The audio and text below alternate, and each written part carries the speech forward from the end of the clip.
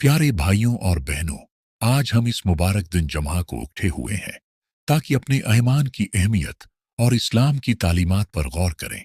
जमा यानी जमा की नमाज हमारे लिए एक खास मौके है कि हम एक कम्युनिटी की हैसियत से उठे हों, नमाज पढ़ें और अपनी जिंदगियों पर गौर करें।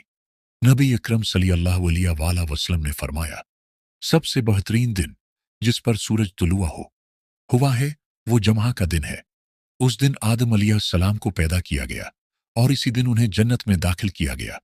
इसी दिन उन्हें जन्नत से निकाला गया और क़यामत भी जमा के दिन ही कायम है होगी। सहीह मुस्लिम।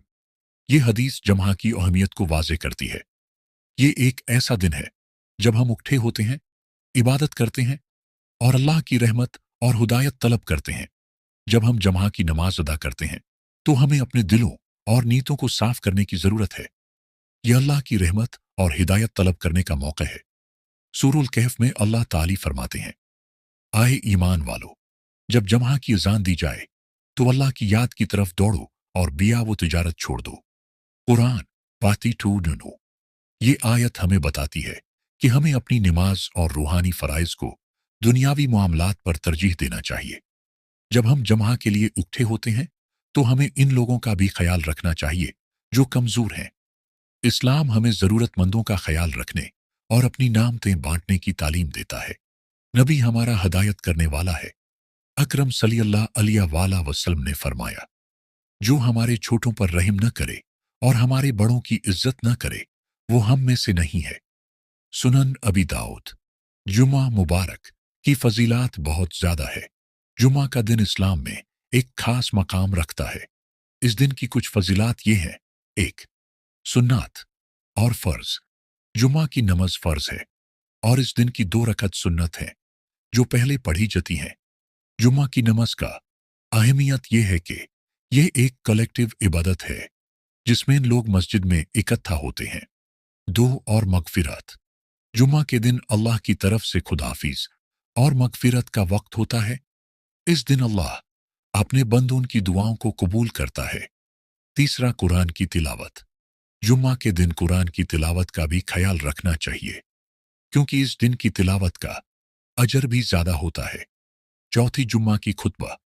जुम्मा की नमाज से पहले इमाम जो खुतबा देते हैं वो भी बहुत जरूरी होती है। इस खुतबा में लोगों को हिदायत दी जाती है और उनकी रूहानियात को बढ़ाया जाता है।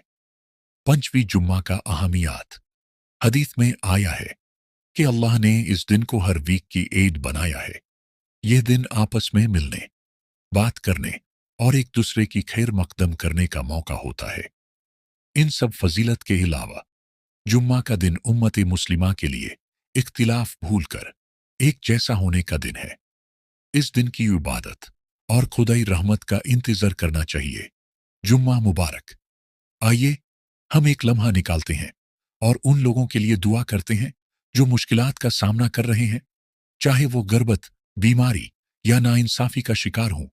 अल्लाह ताली उनकी मदद फरमाए और उनके बोझ को आसान करे। आखिर में मेरे प्यारे भाइयों और बहनों, आइए उस मुबारक दिन का भरपूर फायदा उठाएं। आइए अपने ईमान को मजबूत करें, माफी तलब करें और एक दूसरे की मदद करें। अल्लाह ताली हमारी दुआओं को कबूल फरमाए और हमें उस दुनिया और आखिरत में कामयाबी अता फरमाए। आप सबको जुम्मा मुबारक। अल्लाह आप और आपके खानदान को बरकत दे। वस्सलाम अलैकुम वरहमतुल्लाहि व बरकातहू।